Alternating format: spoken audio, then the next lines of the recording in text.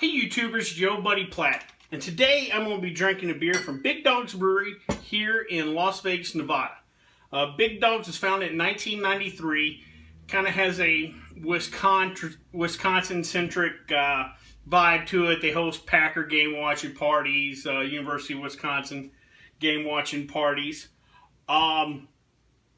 This particular brew is called Rebel Red.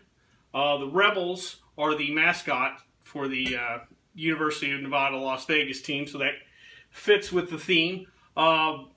Big Dogs is a chain of little brew pubs around here, and they sell most of their beer on tap, but they do these 22-ounce bombers that are found in local liquor stores, grocery stores, what have you.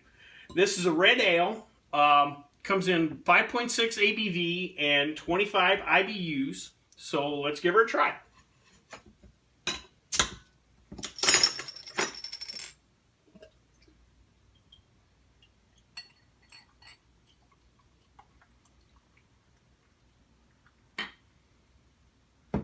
Alright.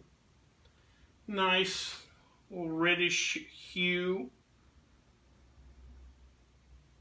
Got a nice kind of fresh, citrusy hop nose.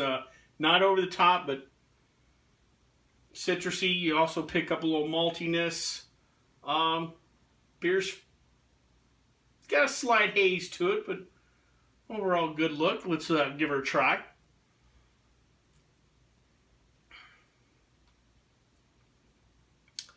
Nice balanced beer. I get hop pop to it.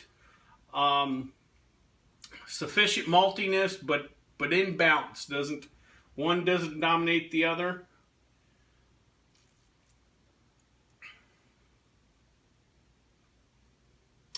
Real drinkable, kind of medium body, but a beer that's substantial enough that it's probably a solid fall beer, but something I could drink in the summer too.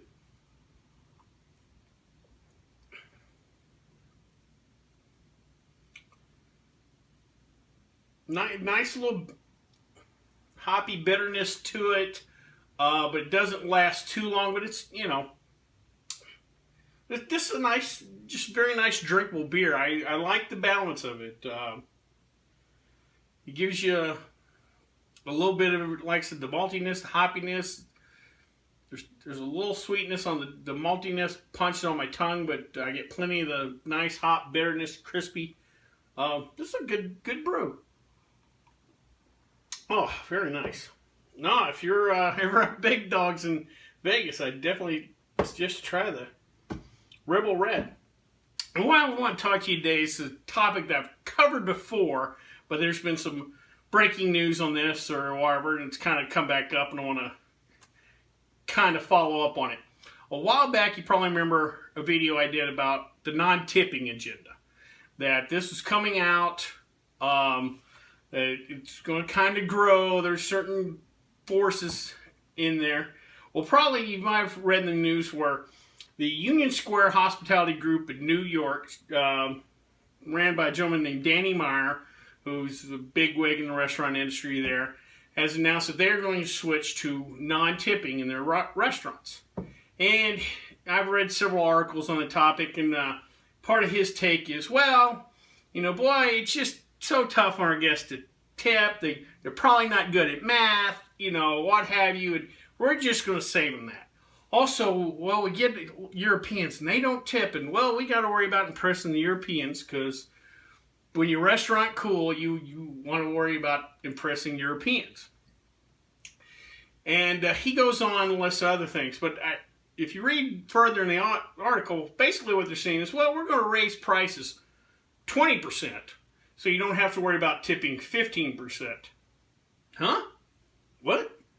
How does that work? How does that help your guest? Now, it probably helps your pocket, but how does that help your guest? Also, one of the things he goes into is, well, because I don't have to worry about it, because there's no tipping, I can justly compensate my employees now, or have the right to compensate employees for a good job. Well, you've always had that right.